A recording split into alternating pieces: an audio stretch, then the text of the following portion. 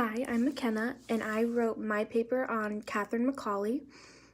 First, I will give you some background on her life. She was born in Dublin, Ireland, into an upper-class family. Both of her parents had died by the time she was 20, so she had moved in with a family friend along with her brother and sister. Then another 20 years later, she leased some land in Ireland to build the House of Mercy, which was going to be a place where lower class women could live but also receive an education. The women who worked there then found a new religious congregation of women because they needed to be more formal to keep the house running.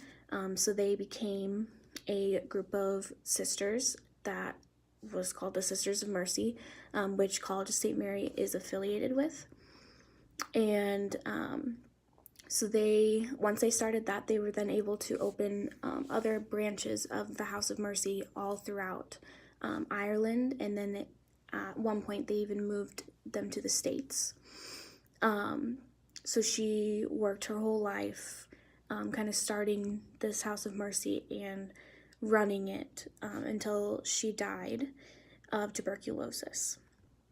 So one of the things that was largely shaped her life was her relationship that she had with other people. From what I could find, her parents weren't very religious, but she had befriended this man named Edward Armstrong, and he was the chancellor of the archdiocese that Catherine had attended. And he was very encouraging of Catherine and helped her kind of calm her fears of wanting to build this House of Mercy. And he also helped bring her closer to God. And when he knew that she was kind of struggling with some of the things, he would tell her to not put her trust in human beings, but to put all her confidence in God.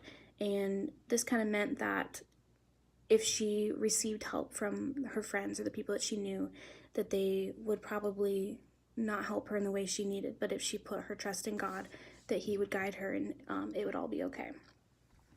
So some of the themes that I discussed in my paper that went along with Catherine McAuley are spirituality, sacramentality, suffering, restlessness, and vocation.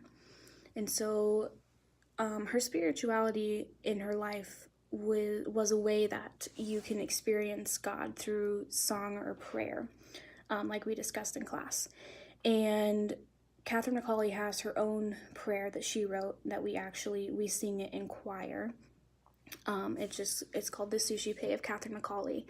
And one of the things it says in there is, "My God, I am yours for time and eternity. Lord, I am yours forever. It's you that must teach me to trust in your providence, loving Lord."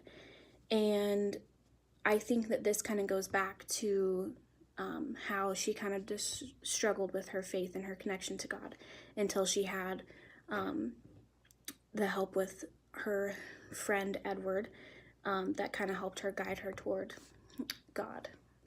Sacramentality was another one, and this one there's the 7 sacraments that are baptism, Eucharist, reconciliation, holy orders. There wasn't anything that I could find that she was baptized or had received communion or confession or anything, but she did become a nun and had started the Sisters of Mercy. And this was something that she didn't want to do at first, but the person who kind of like owned the land that the house was on had said that they needed to be a more formal group of people, and so they went and started the Sisters of Mercy. The next one was suffering, and she didn't necessarily experience suffering directly, but she could feel it through other people. She was born into an upper class family, like I said before, but she still understood that there were other people that were suffering and that there were people who maybe didn't have what she had in life. And so this was one of the things that she was very proud of was that when starting the Sisters of Mercy, that this was giving a place for women who needed a formal education and needed a home in a time when their women didn't receive an education, and they probably weren't really allowed to work either, so they didn't have the money to have a home. The other one is restlessness, and restlessness is the belief that you are never satisfied with your life.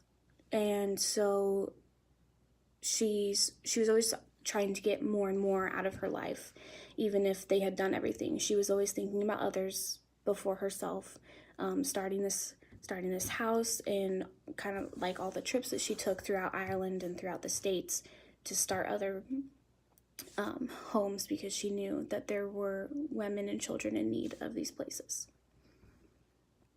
And then the last one is vocation, and we had kind of talked about like finding your own vocation and which one is right for you.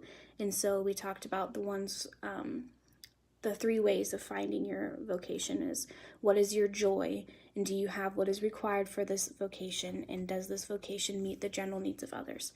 I think that Catherine McAuley's joy in life was helping other people and trying to help them become like better themselves in life. And so I think that becoming a sister and starting the House of Mercy was her joy, because it was helping people, and it met the needs of others, because it was giving women an education and a place to live. So that concludes my presentation. I hope you enjoyed, and I will be watching all of yours.